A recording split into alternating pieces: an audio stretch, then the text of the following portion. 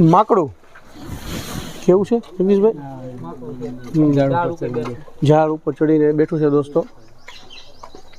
વિડીયોના માધ્યમથી આપ જોઈ શકો છો. આગળ વધીએ.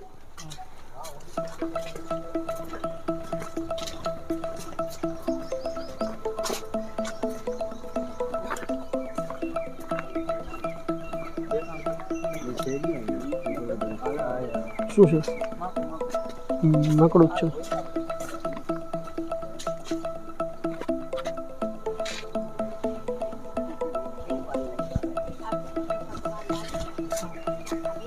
બોનેટમાં જોવા મળે છે.